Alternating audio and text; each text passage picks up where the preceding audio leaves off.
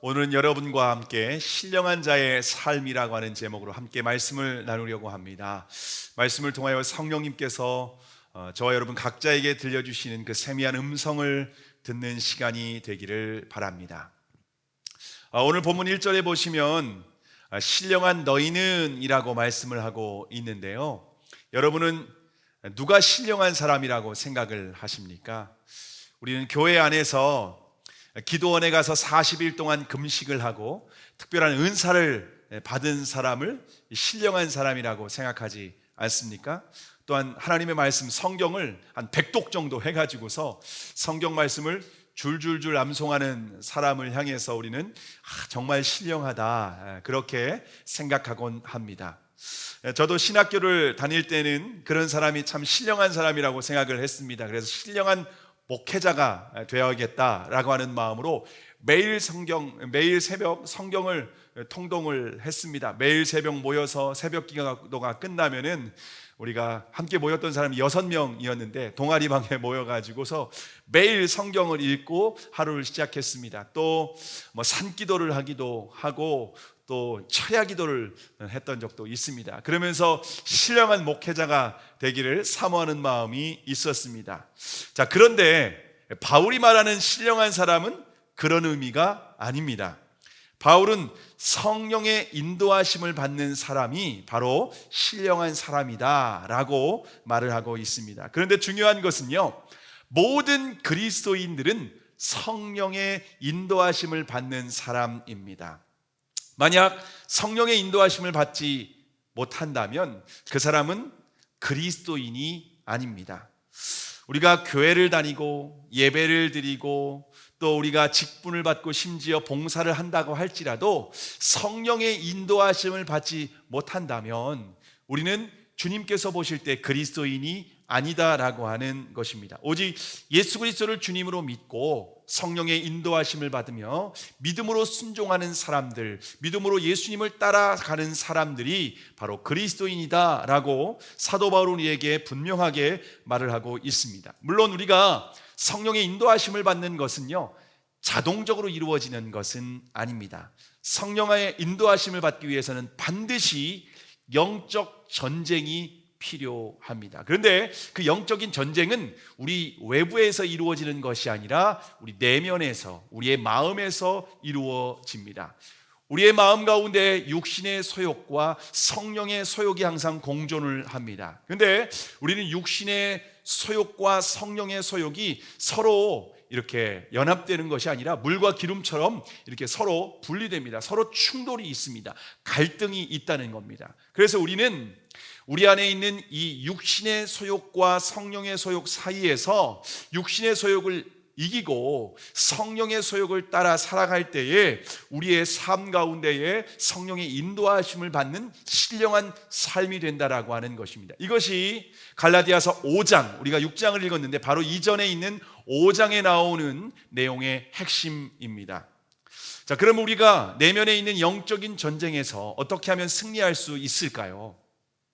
우리가 영적인 전쟁에서 승리하려면, 다시 말하면 육신의 소욕을 이기고 성령의 소욕을 따라 살아가려면요, 이것은 우리의 인간적인 노력과 결단으로는 불가능합니다.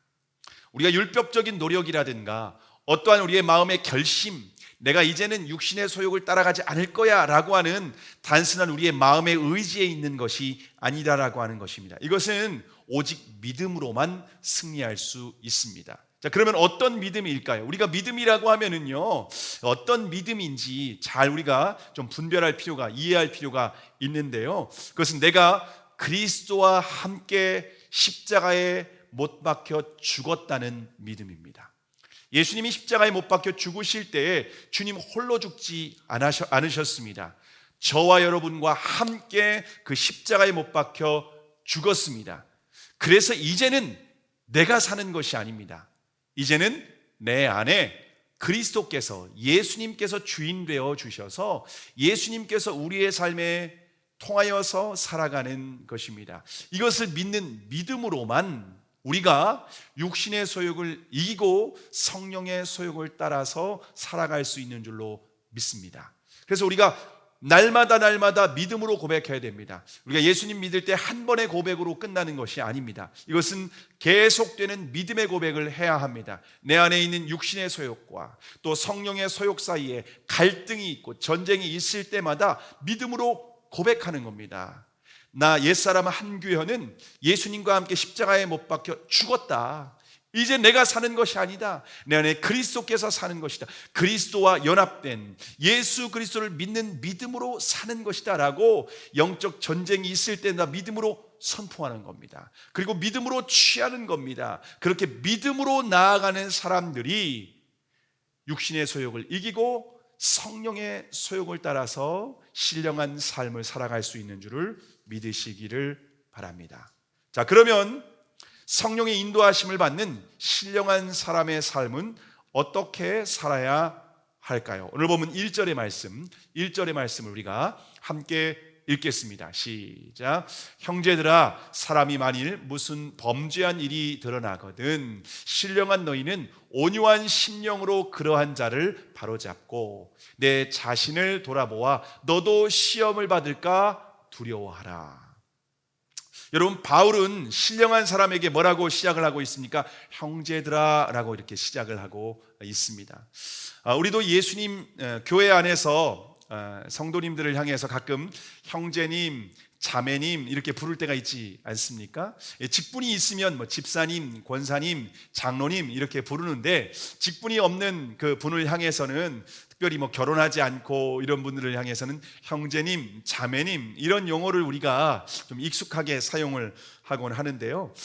바울이 형제라고 부르는 것은요, 우리가 예수 그리스도 안에서 한 가족이라고 하는 것을 의미하고 있습니다. 왜냐하면 예수님을 믿는 사람들은 이제 하나님을 아버지라고 부를 수 있는 놀라운 특권이 주어졌습니다. 그러므로 이제는 저와 여러분은 하나님의 아들이고 딸입니다. 하나님의 아들, 딸이 된 저와 여러분은 그리스도 안에서 한 형제요 자매가 되었다라고 하는 것을 기억하시기를 바랍니다. 그래서 예수님도 마가복음 3장 35절에 보시면 누구든지 하나님의 뜻대로 하는 자는 내 형제요 자매요 모친이니라 라고 말씀을 하십니다.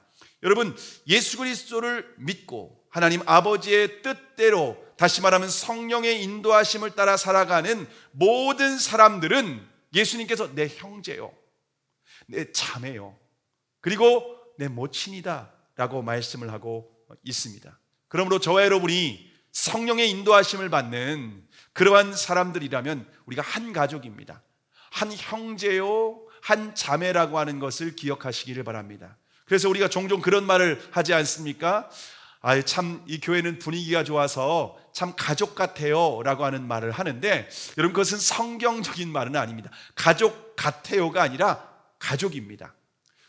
그리스도인들은요 또 하나의 가족입니다. 영적인 가족입니다. 그런데 잠시 동안 가족이 아니라 영원토록 함께해야 될 가족이라고 하는 것, 저와 여러분이 분명히 잊지 않기를 바랍니다. 자, 그런데 만일 교회 안에 있는 지체가, 교회 안에 있는 형제와 자매가 혹 범죄한 일이 드러날 때 어떻게 해야 할까요? 여기에서 범죄한 일이라고 하는 것은요 의도적인 죄가 아닙니다. 이것은 마치 발을 잘못 디뎌서 이렇게 실수로 넘어지는 것을 의미합니다. 우리가 걷다 보면 그럴 때가 있지 않습니까? 나도 모르게 움푹 패인 곳을 몰라서, 잘 몰라가지고서 부주의로 인하여서 우리가 넘어질 때가 종종 있습니다. 그런데 이런 범죄한 일, 우리가 이 범죄한 일이 드러나는 것은요 반드시 어디에서부터가 문제가 드러나는가 하면 주님과의 관계에서 멀어질 때에 이런 범죄가, 실수가 드러나게 된다라고 하는 것입니다.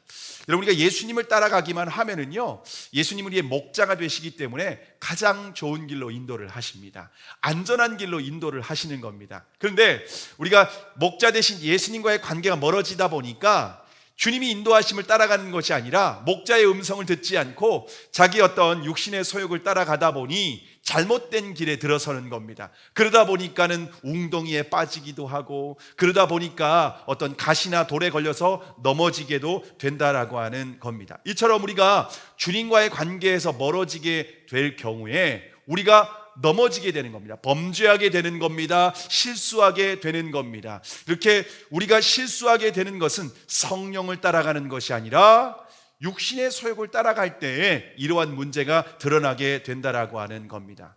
여러분, 그런데 한번 잘 생각해 보시기 바랍니다. 우리가 어떤 범죄로 인하여서 문제가 드러나는 사람이 있는가 하면은 드러나지 않는 사람도 있습니다. 여러분, 일반적으로 우리가 어떤 예를 들어서 횡단보도의 신호를 위반했다, 아니면 차량을 우리가 어떤 신호를 위반했다라고 할 때 경찰에게 걸리는 사람만 범칙금과 어떤 벌점이 주어집니다. 근데 그렇지 않고 신호를 위반하는 사람이 또 얼마나 많이 있는지 모릅니다. 예. 저도 가끔씩 그럴 때가 있습니다. 여러분은 그럴 때가 없는지 모르겠네요. 예. 유턴하지 못하는데 유턴을 할 때가 있는 겁니다.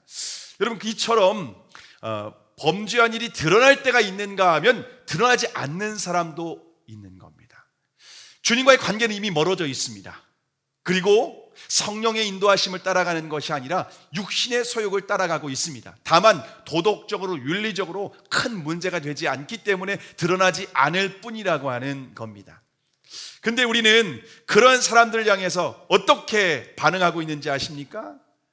어떻게 예수님 믿는 사람이 그럴 수 있어? 라고 하면서 막 지적을 합니다. 지적질이라고 하죠. 나는 네가 예배 빠질 때부터 알아봤어. 나는 네가 기도하지 않을 때부터 알아봤어. 그러니까 말씀 묵상하고 기도하라고 했잖아 라고 하면서 막 지적질을 합니다. 근데 그 사람은 드러났을 뿐입니다. 나는 드러나지 않았을 뿐인데 이렇게 서로를 향해서 막 비난하고 정죄하고 그런 모습을 볼 수가 있습니다. 이게 뭐냐면요, 옳은 말입니다. 물론 옳은 말이죠. 예수 믿는 사람이 어떻게 그럴 수 있어? 왜 기도하지 않았어? 왜 예배 빠졌어? 왜 말씀 묵상하지 않았어? 여러분, 이건 옳은 말입니다. 근데 범죄한 형제에게 이렇게 옳은 말을 하는 것은요, 주님의 방법이 아니라는 겁니다. 예수님의 방법은 정죄하지 않고 다시 기회를 주는 방법입니다. 예수님의 수제자였던 베드로가 시험에 빠지게 되었죠. 예수님은요, 주님 앞에 결단을 했습니다. 호언장담을 했습니다. 내가 차라리 죽을지언정 주를 부인하는 일이 결코 없을 겁니다. 호언장담을 했죠. 근데 어떻게 했습니까? 어린 여종 앞에서 어처구니 없게 예수님을 3번씩이나 부인한 것을 볼 수가 있습니다. 여러분, 그런데 부활하신 후에 예수님께서 베드로에게 찾아오셔서 어떻게 하셨습니까? 베드로를 책망하셨습니까? 그렇지 않죠. 오히려 예수님에게 내가 나를 사랑하느냐? 주님과의 관계를 점검하는 겁니다. 주님과 너와 나와 어떤 관계냐? 너 나 사랑하니? 사랑을 물어보는 거는요, 관계를 물어보는 거죠. 너 나 사랑하니? 3번씩이나 물으십니다. 그때 베드로는요, 내가 부끄럽지만 주님, 내가 주님 범죄했습니다. 주님 모른다고 얼마나 정말 내가 지금도 낯뜨겁습니다. 얼굴 들 면목이 없습니다. 그러나 제가 주님 사랑하는 것은 변함없습니다. 내 마음만큼은 진심입니다. 주님이 그 마음 아시지 않습니까? 그럴 때 주님께서는 베드로를 책망하지 않고 다시 한번 기회를 주십니다. 여러분, 주님께서 다시 한번 기회를 주실 때 베드로가 어떻게 쓰임받는지 아십니까? 초대교회의 가장 위대한 지도자가 되었습니다. 여러분, 베드로가 그런 위대한 지도자가 되어서 누구 연약한 성도, 범죄한 형제를 바라봤을 때 어떻게 했을까요? 네가 어떻게 그럴 수 있어? 라고 하면서 막 지적질했을까요? 정죄했을까요? 옳은 말 했을까요? 나도 그랬다.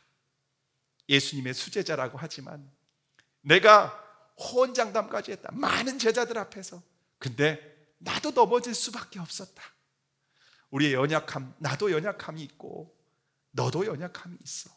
그러면서 그런 형제를 위로하고 격려하면서 그 영혼을 세워주는 위대한 지도자가 되지 않았겠습니까? 여러분, 이처럼 신령한 사람은 범죄한 형제에게 세컨드 찬스를 주는 사람입니다. 기회를 주는 사람이라고 하는 겁니다. 자, 그런데 기회를 주고 어디 한번 또 실수 하나 보자 라고 하면서 막 이렇게 쌍심지를 키고 바라보는 것이 아닙니다. 죄로 인해서 넘어진 형제를 바로 잡아줘야 된다라고 말씀을 하고 있습니다. 근데 여기에서 바로 잡다라고 하는 말은요, 헬라어로 카타르티조라고 하는 단어인데요, 이 말은 누가 사용하느냐에 따라서 조금씩 의미가 다릅니다. 예를 들어서 의사가 이 말을 사용할 때는요, 뼈가 어딘가가 부러져 가지고서 몸에 깁스를 해서 바로 잡아주는 것을 의미합니다. 그래서 다시 걸을 수 있도록 도와주는 겁니다. 그리고 만약에 이 단어를 이 어부가 사용할 때는요, 고기를 잡는 그물망이 예를 들어서 찢어졌을 때에 그래서 사용할 수 없지 않습니까? 그때에 이 그물망을 다시 깁는 겁니다. 다시 찢어진 그물망을 다시 연결해줘서 물고기를 다시 잡을 수 있도록 도와주는 겁니다. 결론적으로 말씀드리면요, 이 카타르티조라고 하는 단어는요, 이 바로잡다라고 하는 말은 다시 일어서서 걸을 수 있도록, 다시 주님의 사명을 감당할 수 있도록 도와주는 것을 의미합니다. 그래서 우리가 교회 안에서 범죄한 형제가 드러났을 때에 도와줘야 되는 거예요. 정죄하고 비난하는 것이 아니라 먼저 기회를 주고 방관하는 것이 아니라 잘 감당할 수 있도록 도와주는 것까지가 그 일이 신령한 자가 해야 되는 일이라고 하는 겁니다. 근데 바로 잡아줄 때 어떤 마음으로 바로 잡아줘야 될까요? 이것이 중요합니다. 어떤 마음으로 바로 잡아줘야 될까요? 그것은 온유한 심령으로 바로 잡아줘야 된다라고 말하는 겁니다. 여러분, 온유는 성령의 열매 아닙니까?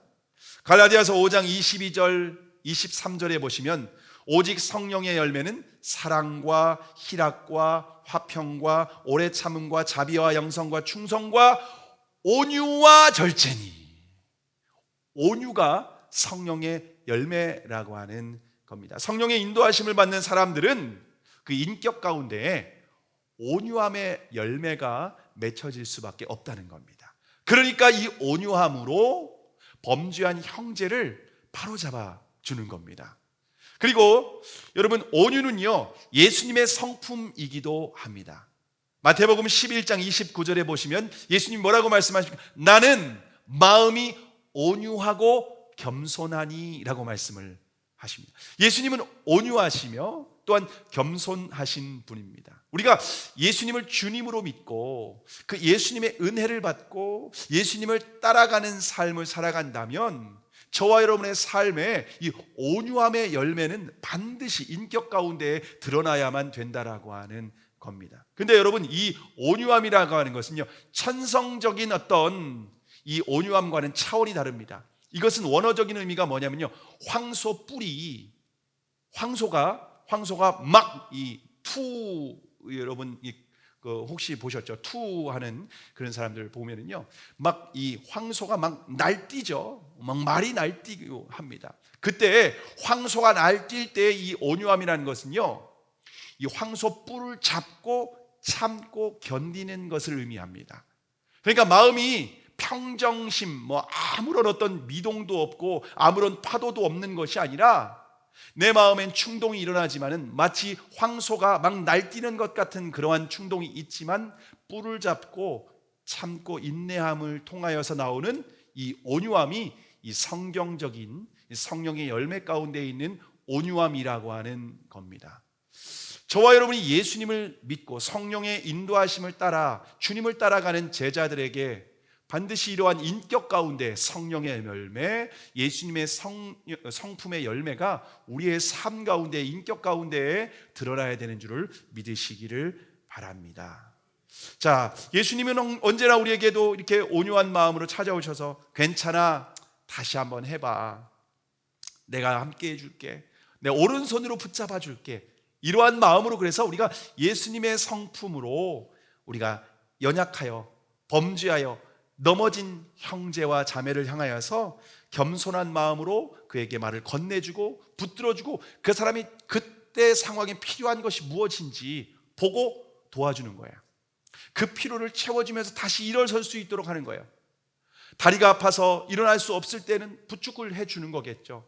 그물을 깁는 것을 도와주면서 그렇게 함께 해야 된다라고 하는 겁니다. 이것이 바로 신령한 사람이 범죄한 형제를 세워주고 회복될 수 있도록 함께 해주는 방법이라고 하는 겁니다.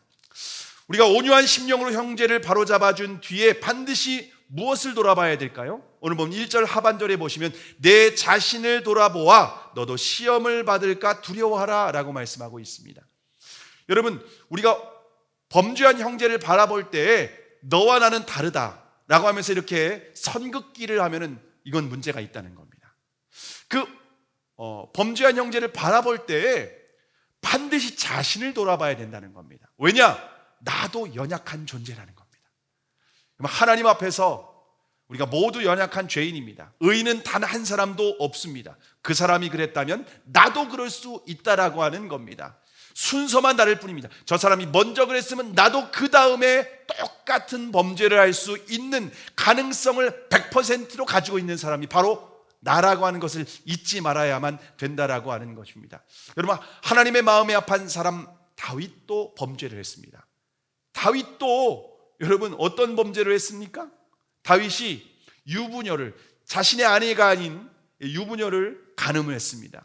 그리고요, 우리아를 전쟁에서 죽이도록 살인 교사를 했습니다.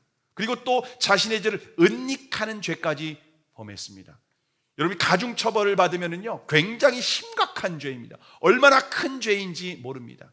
하나님의 마음에 합한 사람, 그렇게 성령 충만하고 누구보다 주님을 뜨겁게 사랑하고 시편 전체와 그 모든 고백 가운데 다윗과 같이 하나님을 사랑한 사람이 누가 있습니까? 하나님도 내 마음에 합한 사람이라고 했습니다.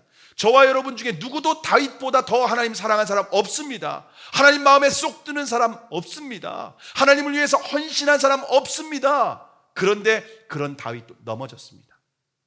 그러면 저와 여러분은 어떻겠습니까? 어쩌면 이미 넘어져 있는 상태이고 이미 주님과의 관계에 심각한 문제가 있는데 다만 도덕적으로 윤리적으로 드러나지 않았을 뿐 아닙니까? 여러분, 그러므로 늘 우리 주변에 넘어져서 문제가 부각되고 이슈가 된 사람이 있다 할지라도 그런 사람을 향하여서 늘 자신을 돌아보는 반면교사가 되어야 된다는 겁니다.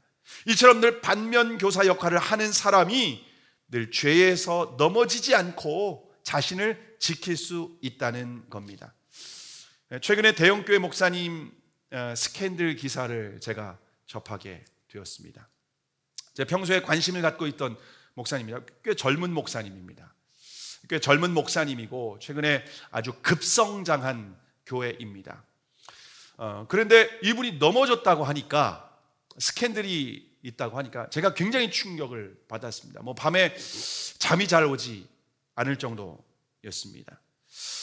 근데 그분이 설교에서 왜 자신이 그런 문제가 발생했는지에 대해서 고백하는 것을 제가 들었습니다.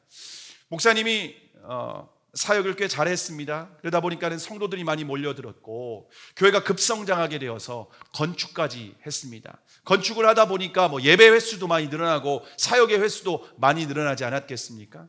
그러면서 이분이 어느 순간부터 주님과의 관계에 틈이 생겼다는 겁니다. 주님과의 관계에 틈이 생겼는데 본인도 인식은 했답니다.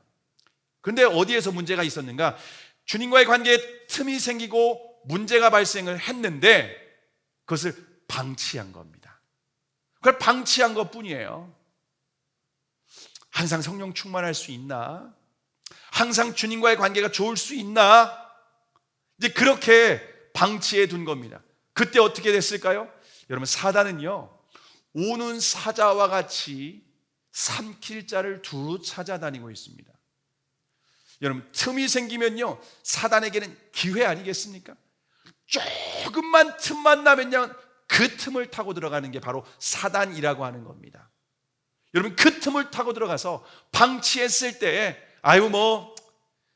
나중에 내가 자연스럽게 회복되겠지, 목숨 걸었지 않은 거예요. 우선순위에 두지 않았던 거예요. 그럴 때 사단에게 삼킨 바 된 겁니다. 시험에 빠진 겁니다. 범죄하게 된 겁니다. 넘어지게 된 겁니다. 여러분, 그 교회는요 지금 심각한 문제가 있습니다. 교회가 두 파로 나누어져 가지고서 사임을 하지 않았는데 여전히 나가라, 아니다, 그럼에도 불구하고 육체적인 어떤 간음은 하지 않았기 때문에 용서해 줘야 된다. 얼마나 심각한 문제가 발생했는지 모릅니다. 여러분, 그런데 그러한 분을 보면서 제 마음 가운데 어떤 위기의식이 있었느냐면요, 정죄하고 비난하는 것이 아니라 저도 똑같이 범죄할 수 있다는 마음을 주님께서 계속 말씀하시는 겁니다. 제가 이제 교회를 개척한 지 3년째가 되었습니다. 교회를 개척할 때 제 마음은 누구보다 가난한 마음이 있었습니다. 주님의 은혜를 구했습니다. 주님 은혜 아니면 안 된다라고 하는 그런 마음이 제 안에 가득했습니다. 그래서 날마다 주님의 은혜를 구하고 정말 주님 도와달라고 주님의 음성을 따라서 음성을 듣고 분별하고 순종하는 일에 얼마나 집중을 했는지 모릅니다. 그러면서 한 걸음 한 걸음 믿음으로 제가 지나왔습니다. 그러면서 제가 여기까지 이렇게 한 걸음 한 걸음 올 수 있었습니다. 그런데 교회가 채워져 가고 성도들이 한 명, 두 명씩, 아직 우리 교회는 물론 작은 교회죠. 그런데 제 마음 가운데 문제는 이 가난한 마음이 조금씩 제가 인식하지 않을 때마다 사라져가고 있다는 겁니다. 그러면서 주님과의 관계 가운데서 조금씩 틈이 벌어지는 것을 저도 느끼게 되는 겁니다. 여러분, 제가 이것을 방치하게 될 경우에 어떻게 됩니까? 어떻게 항상 성령 충만할 수 있어? 어떻게 믿음이 항상 좋을 수 있어? 어떻게 주님과 관계가 친밀할 수 있어? 라고 하는 순간 사단은 그 틈을 보고 저를 집어삼킬 수 있다는 겁니다. 그 틈을 보고 제가 죄 가운데 마음이 빼앗길 수 있고 시험에 빠질 수 있고 미혹에 빠질 수 있다는 겁니다. 그래서 주님이 제 자신을 돌아보라는 겁니다. 근데 여러분, 저만 그럴까요? 여러분은 어떻습니까? 여러분은 주님과의 관계가 어떻습니까? 성령 충만하십니까? 성령의 불이 있습니까? 지난주에 성령의 불에 대해서 함께 말씀을 나눴습니다. 다 성령의 불 받을 수 있나? 특별한 하나님께 쓰임받은 사람들이 그런 거지, 특별한 어떤 예외적인 사람만 그런 거지, 어떻게 목회자가 다 성령 충만할 수 없는데 우리가 다 성령 충만할 수 있어? 여러분, 그것은요, 나는 사단의 밥이 되겠다, 나는 사단의 노예가 되겠다, 나는 죄의 종노릇 하겠다, 육신의 소욕을 따라가겠다라는 것과 똑같은 말입니다. 사단은 우리의 그런 마음의 태도를 보고 어서 와, 여기 틈이 있어, 여기 밥이 있어, 괜찮아 라고 자신을 내어주는 것처럼 똑같이 사단은 그 사이드로 듣는다라고 하는 겁니다. 저와 여러분이 항상 이것을 인식해야 된다라고 하는 겁니다. 늘 주님과의 관계를 점검해야 된다는 겁니다. 나 주님과 어떤 관계이지? 예배는 물론 잘 드리죠. 주일마다 예배 빠지지 않아요. 또 헌금 생활도 해요. 직분도 받았어요. 여러분, 그것이 주님과의 관계를 보장해 주는 것이 아닙니다.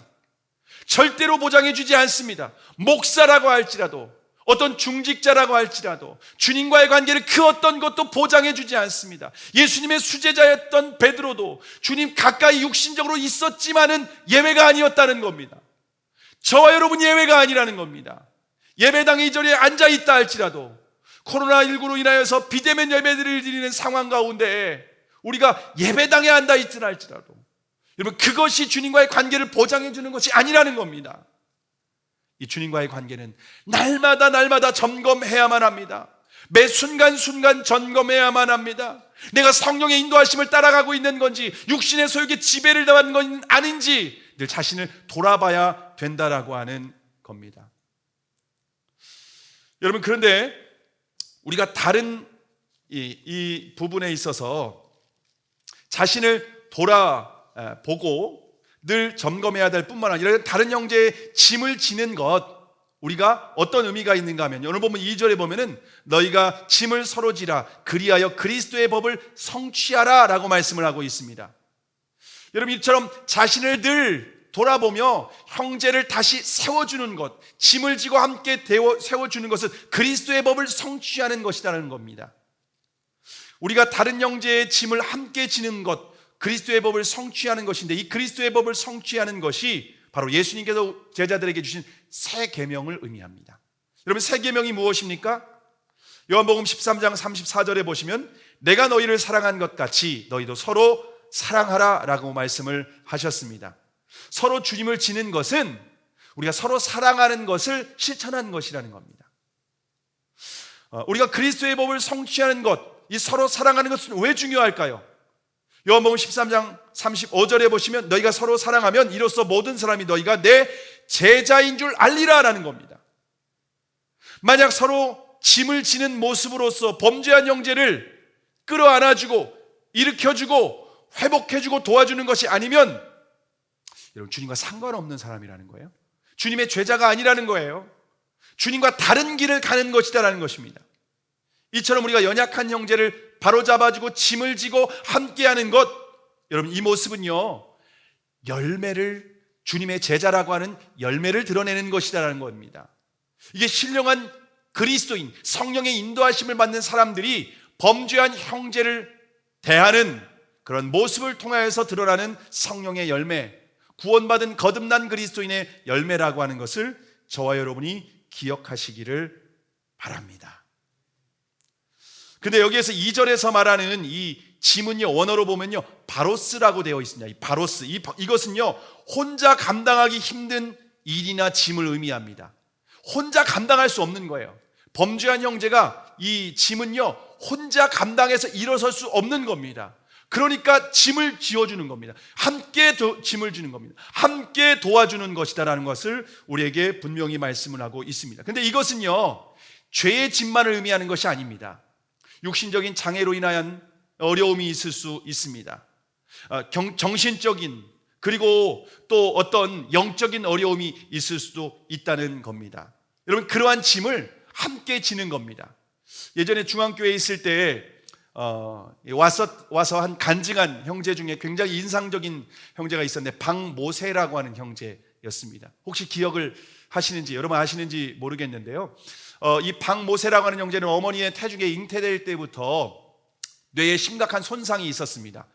그래서 태어나도 거의 사람으로서 거의 죽을 가능성이 매우 높고, 살아도 사람으로서의 어떤 삶을, 정상적인 삶을 살 수 없다고 했습니다. 그래서 낙태를 권유했습니다. 그런데 이분이 그리스도인이라서 낙태할 수 없다. 그러면서 이 아이를 낳았습니다. 근데 의사의 예상대로 대뇌는 70%가 문제가 있고, 그리고 소뇌에는 90%, 그래서 절제했습니다. 대뇌는 70%를 절제했고 잘라냈고, 소뇌는 90%까지 잘라냈습니다. 의사는 살 가능성 0%라고 했습니다. 가능성 전혀 없다는 겁니다. 근데 기적과 같이 이 박모세라고 하는 이 아이가 살아난 겁니다. 살아났습니다. 근데 이 아이를 기도하면서, 정말 홀로 감당하기 어려운 짐이고 무거운 짐이지만 기도하면서 이 아이를 정성껏 잘 양육을 했습니다. 그래서 이 아이가 정말 노래하는 특별한 은사를 하나님이 주셨는데, 2013년 평창올림픽 개막식 때에 이 박모세라는 형제가 애국가를 불렀던 것을 통하여서 하나님께 영광을 올려드린 것을 보게 됩니다. 근데 그때 이 어머니 홀로 무거운 짐을 진 것이 아니라 이분의 간증, 조용혜 집사님, 어머님이 조용혜 집사님이셨는데 이 어머님의 간증을 들어보니까 온 교회가 함께 이 무거운 짐을 감당해 줬다는 겁니다. 함께 무거운 짐을 감당해서 이 아이를 함께 온 교회가 키울 수 있다는 겁니다. 교회가 함께 중보 기도를 하고, 그 아이를 함께 어렸을 때 교회 나오면 주일학교 때 이 아이를 함께 권사님들, 집사님들이 아이를 안아주고 돌봐주고, 그리고 어머님이 예배할 수 있도록 도와주고, 또 삶에서 필요한 것 있으면 함께 도와주면서 이 아이를 감당했던 겁니다. 그럴 때 함께 감당할 때, 홀로 감당할 수 없는 이 무거운 짐을 함께 감당할 때에 정말 하나님은 이 모세라는 아이를 통하여 큰 영광을 받으시고, 그 공동체가 정말 예수 그리스도를 주님으로 따르고 성령의 인도하심을 받는 공동체라고 하는 것을 증명해 준 사건이 되었다라고 하는 것입니다. 우리가 공동체 안에서 서로 다른 어떤 연약한 지체나 혹시 실수로 넘어진 성도들을 바라봤을 때 그들의 필요가 무엇인지, 내가 도울 수 있는 것이 무엇인지 함께 그들을 돌아보고 중보 기도를 해주고 그들이 일어설 수 있도록, 회복될 수 있도록 함께 감당하는, 그것이 바로 그리스도의 법을 성취하는, 그리스도께서 주신 새 계명을 실천하는 그러한 예수님의 제자된 공동체, 주님의 교회라고 하는 것을 우리에게 분명히 가르쳐주고 있습니다. 이것이 신령한 자의 삶이라고 하는 것입니다. 그리스도인으로 성령의 인도하심을 받는 사람으로서 연약한 지체를 바라보며 범죄한 형제를 바라볼 때 우리가 어떻게 해야 되는지, 정말 주님의 방법을 따라서 우리 가정을 세우고 우리 교회를 세우고 우리가 이 세상 가운데 선한 영향력을 끼치며 예수 그리스도의 복음을 증거하는 주님의 제자 공동체, 성령의 공동체, 구원받은 하나님의 가족 공동체가 되기를 주님의 이름으로 축복합니다. 기도하시겠습니다.